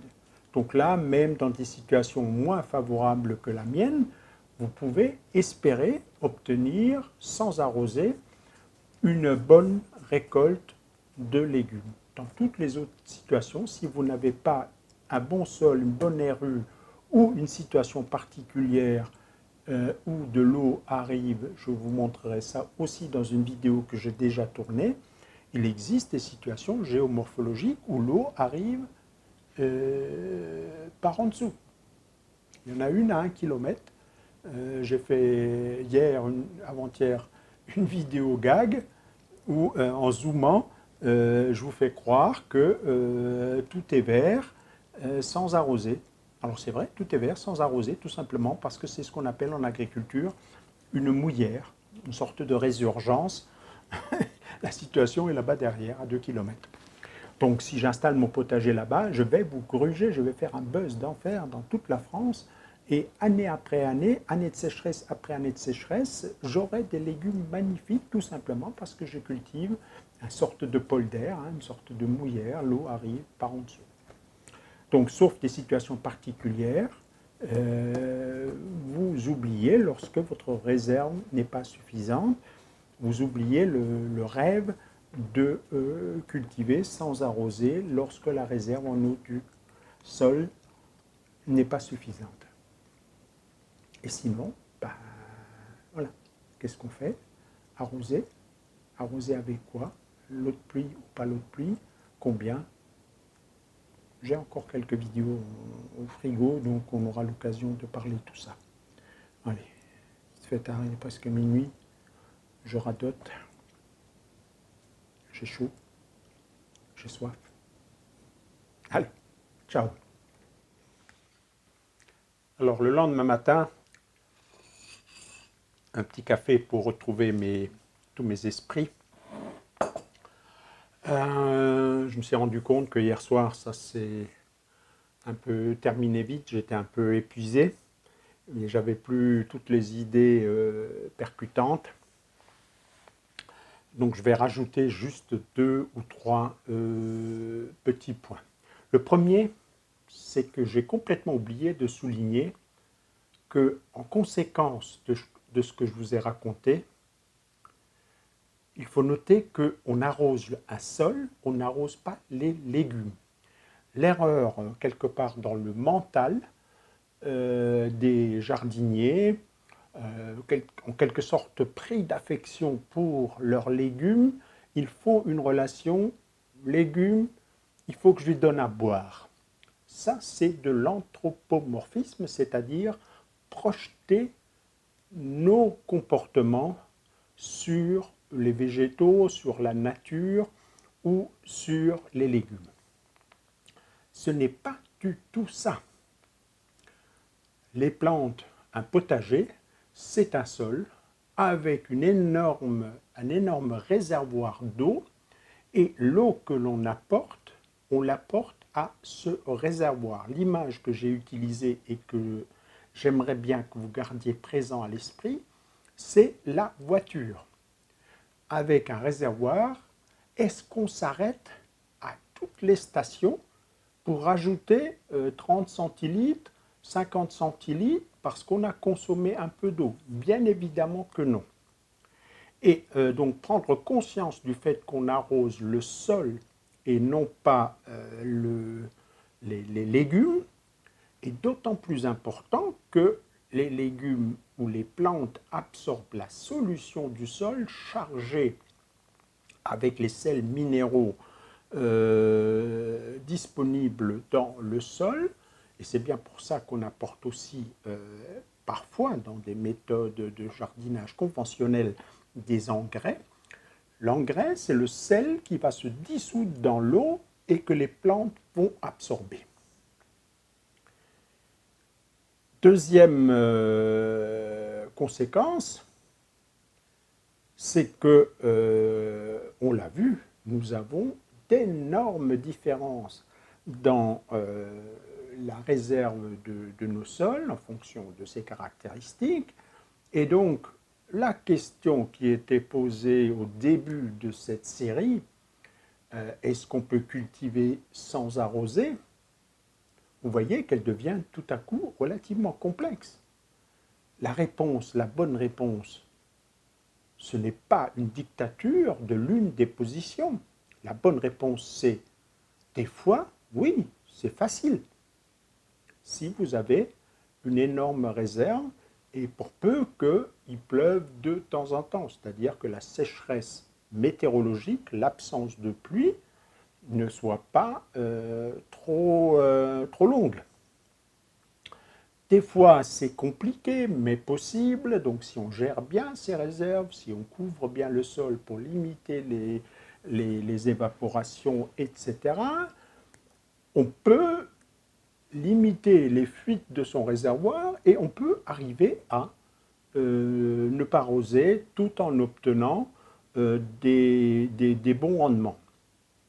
Des fois, et vous le verrez dans la visite du potager, au moment donc de la sécheresse, on peut décider de faire souffrir des légumes, c'est-à-dire on sort de la RFU, je sais pertinemment que ma RFU est vide, je sais qu'il reste encore 30-40% de réserves utiles, où les plantes sont en difficulté pour extraire l'eau, qu'elles vont fermer les stomates, ralentir, voire arrêter la croissance.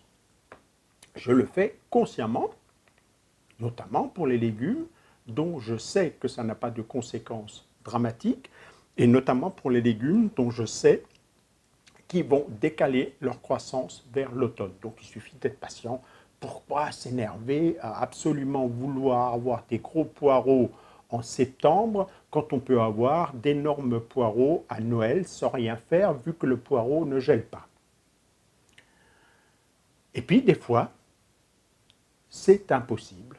Je défie n'importe lequel des gourous de cultiver dans une plaine sableuse du Sahara sans arroser. Les oasis existent. Une oasis, c'est quoi? C'est collecter, c'est un massif, souvent poreux, gréseux, sur une couche imperméable, d'une très grande surface, on va dire 100 km à la ronde, sur lequel il pleut de temps en temps parce qu'il pleut, de temps en temps, dans la quasi-totalité des déserts. Regardez la pluviométrie de Tamanrasset, vous serez peut-être surpris. Si ma mémoire est bonne, c'est 80-100 mm en moyenne par an. Et donc cette pluie, elle tombe sur ce massif, elle s'infiltre et elle va s'accumuler sur une couche imperméable. Et toute toute l'astuce et toute l'ingéniosité des hommes qui ont construit les oasis, parce que les oasis sont une construction, donc loin d'être des imbéciles comme certains le pensent, c'est extrêmement ingénieux, c'est avoir construit des galeries qui vont aller au milieu de ce massif pour en extraire l'eau. Et une oasis est un endroit où l'eau coule en permanence, 24 heures sur 24, 365 jours par an. Il n'y a pas dans une oasis de légumes miracles qui ont appris à pousser dans le désert.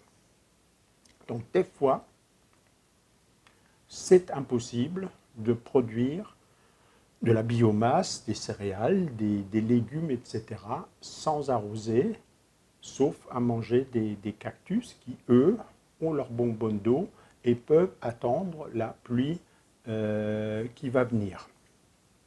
Donc, mon message est simple, ne vous faites pas mal en essayant d'imiter un tel. Ne faites pas nécessairement comme moi si vous n'avez pas un sol du même type que le mien et un climat du même type que le mien.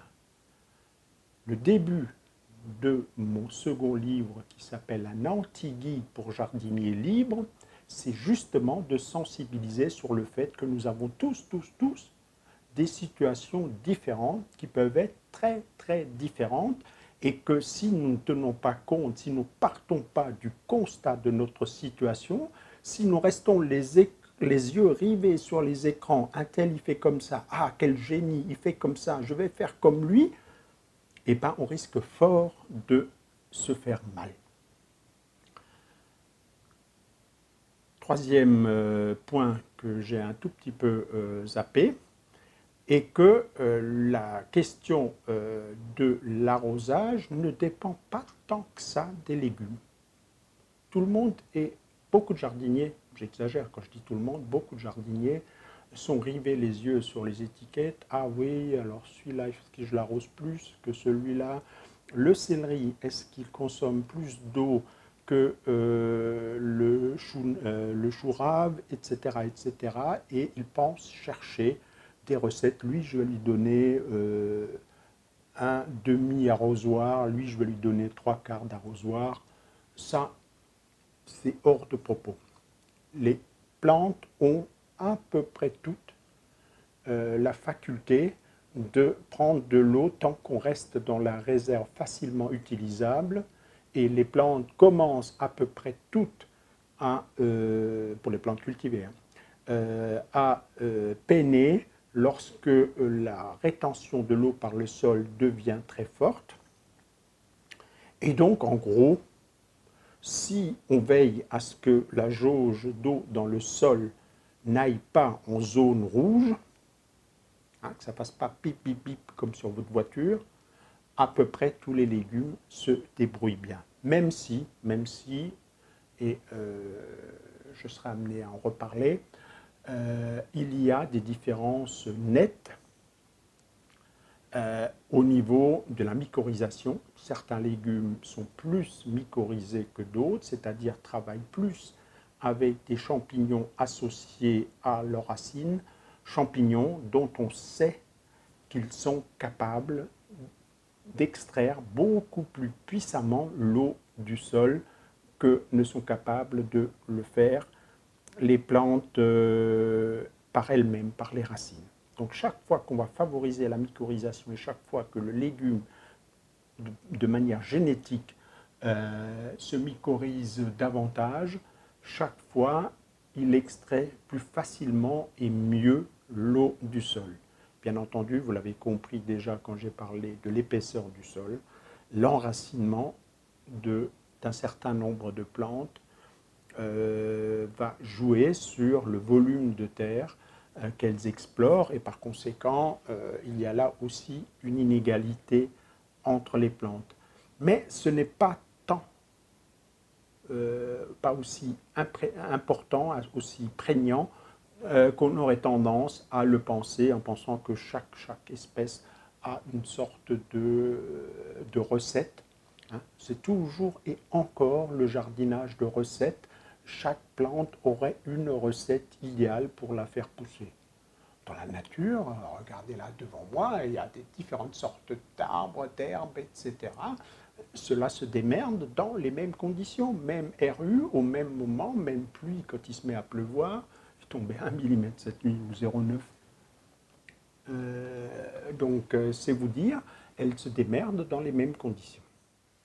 Et puis un ultime ajout auquel philosophiquement je tiens beaucoup. J'ai évoqué les matières organiques, hein, donc du sol, qui augmentent significativement si les taux de matière organique sont élevés.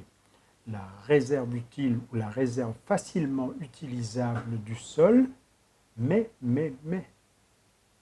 ceux qui me connaissent me voient venir. Quand je commence par mais, c'est que ce qui est un avantage à tel moment peut très bien se révéler être un inconvénient majeur à tel autre moment.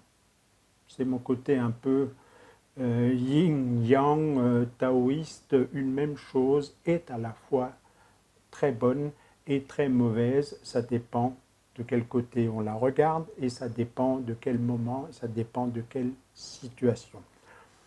Ce qui est le corollaire d'une phrase que vous m'entendrez souvent dire, rien n'est jamais parfait en ce bas monde, c'est juste qu'on a mal regardé, ou corollaire d'une autre phrase que j'aime beaucoup, le jour où vous aurez trouvé quelque chose de parfait, inquiétez-vous, c'est que vous êtes arrivé au paradis.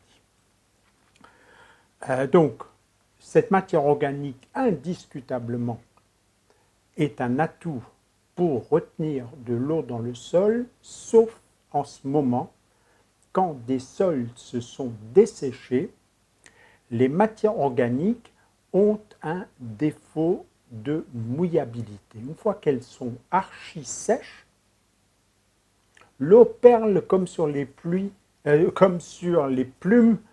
d'un canard. Essayez, prenez une tourbe totalement desséchée et versez l'eau dessus. Vous verrez que l'eau contourne cette tourbe et la tourbe reste sèche.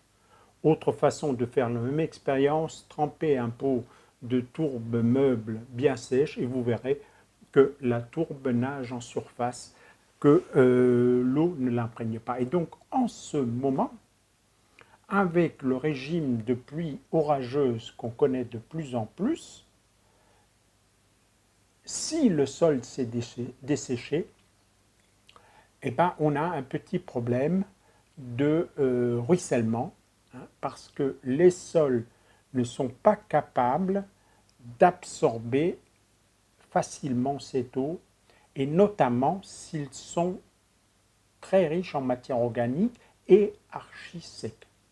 Sauf si une activité intense de verre anésique a créé des galeries profondes dans lesquelles l'eau va s'engouffrer comme dans autant de puits et ensuite elle est piégée dans les profondeurs. Sauf si c'est un sol argileux qui s'est fissuré et que l'eau va s'engouffrer dans ces fissures comme dans les chutes de Niagara et va ensuite petit à petit imprégner le sol et les fissures qui vont se refermer. Mais donc, avoir un taux de matière organique très élevé peut, au retour de pluie, et notamment de pluie violente, aussi créer des problèmes. Cela dit, je ne voudrais dissuader personne, je fais tout pour arriver à des teneurs très très élevées, si possible 8%, Je ne sais pas si je le verrai avant ma mort, mais c'est un peu ce que j'ai en ligne de mire. 8, 8,5, 9% de matière organique, c'est ce que je pense pouvoir atteindre. Voilà donc ces petits ajouts et donc évidemment émergent les questions à partir du moment où on est d'accord que dans certaines situations il faut arroser, avec quoi arroser, combien arroser, comment arroser, mais ça j'espère que j'aurai le temps de développer ça dans une vidéo ultérieure. Voilà, là, ciao, on passe au montage.